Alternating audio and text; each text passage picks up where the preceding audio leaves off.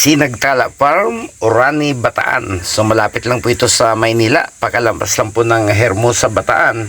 Susunod na po itong bayan po ng Orani, kung saan po matatagpuan itong Sinagtala Farm and Resort, mga kabihero. So bumababa na po yung ating mga pasahero. At yung pong ibang bus na ating kasamahan ay nandyan na rin po sa ating gawing likuran. Nauna na po yung tatlo pa. Nandun na po sila sa parking. So pagkababa po ng ating mga pasahero, lilipat na rin po tayo doon sa parking area po na naka-assign para po sa mga guest na bus po ang gamit. So ito po yung lugar kung saan po kami nananghali. Pagkagising po namin, after 12 high noon, ay may gumising na po sa amin at kami po pinapunta rito para kumain, mga kabihero. So pagkatapos medyo iikot-ikot po tayo at atin pong titingnan kung ano po ba yung mga makikita natin dito sa Sinagtala Farm and Resort, mga kabihero. Ayun, may natatanaw po tayo isang malaking swimming pool sa ating pong unahan, mga kabihero. Mukhang ito pong ating mga pasahero ay tapos na rin po doon sa kanilang mga activities. Kung kaya't pagkapananghalian po ay mukhang swimming na po yung kanilang sunod na pupuntahan. Magsuswimming na po sila. Ayan. So bali hanggang alas 4 lang po kami ng hapon dito. Kung kaya't sasamantalahin na po nila yung pagkakataon na sila ay makapaligo bago po dumating yung alas 4 para bumalik po ng Maynila. Shoutout, boss! Shoutout! Shoutout nga pala sa mga taga Marikina.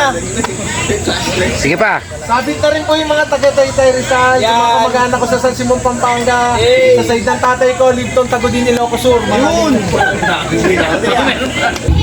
So ayun, yun po yung ilan sa ating mga pasahero.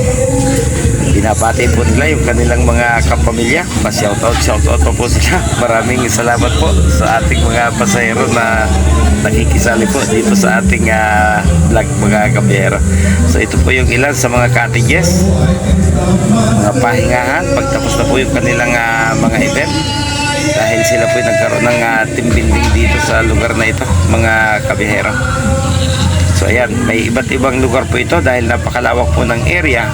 At napansin po natin na mayroon pong mga iba't ibang building dito na may mga iba't ibang facilities. May mga swimming, may mga biodeck, at mukhang may mga villas din po na makikita sa lugar na ito. Hindi po natin alam kung yun po for sale or for less ng mga guests na nagtutungo rito, mga kabihero.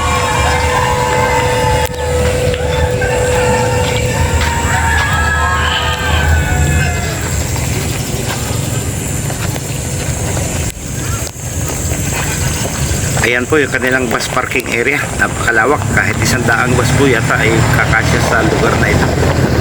Yung masikip nga lang po ay yung daanan, mga kabiyero. So maglalakad-lakad pa lang po tayo. At titingnan pa po natin yung ibang lugar.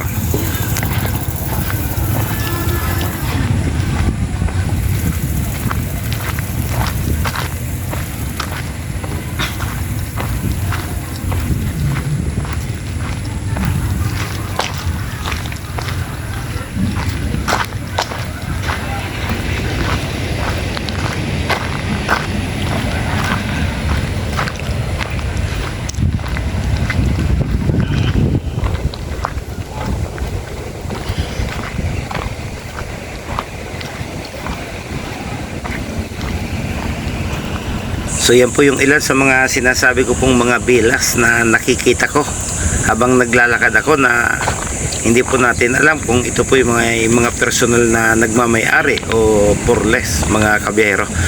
Hindi po natin sigurado kung ito yung pinaririntahan po sa mga guests na nagpupunta rito.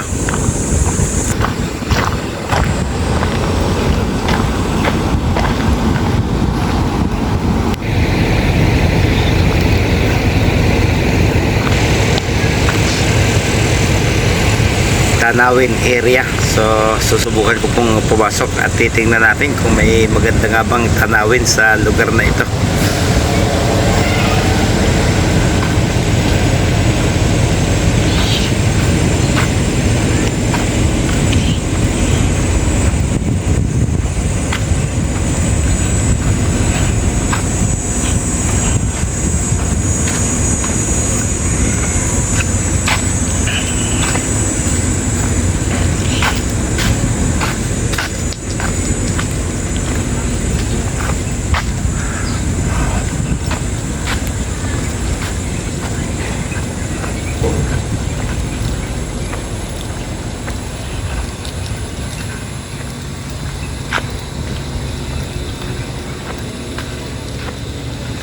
tanawin.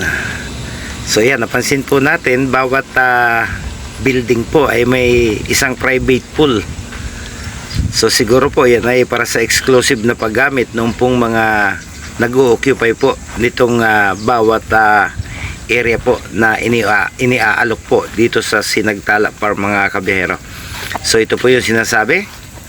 Maganda nga po ang tanawin mula po doon sa inyong mga bintana. Kapag kayo po ay nag-occupy sa lugar na ito, ay makikita po ninyo na napakaganda po ng mga luntiang bundok doon sa ating nadudungawan. So may isa pa pong maliit na pool dito para naman po siguro dito sa building na nasa ating likuran, mga kabiyahero.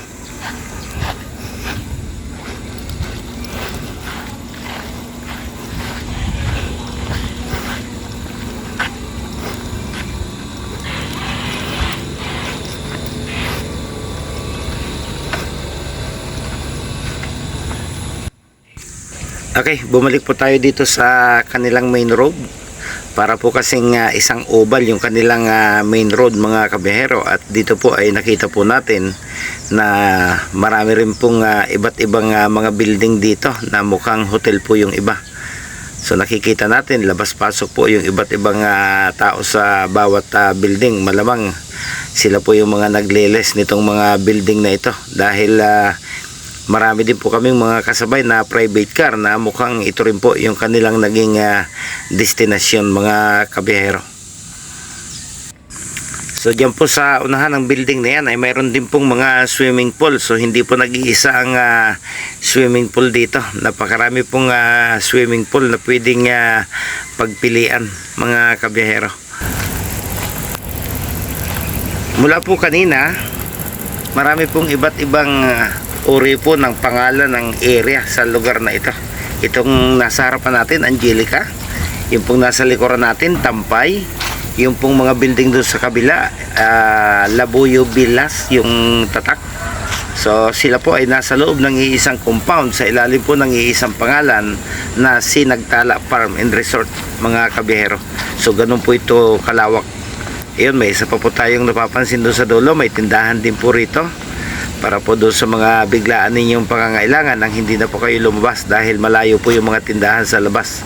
Mayroon din pong tindahan dito. Ayan. Ano ba yun? Beacon area. Ayan. Kaya lang napakainit na po. At kahit medyo marami po pong pwedeng puntahan ay mukhang hindi po tayo tatagal sa init.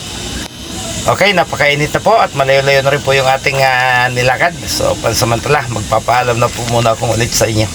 Maraming salamat, mga kabihero.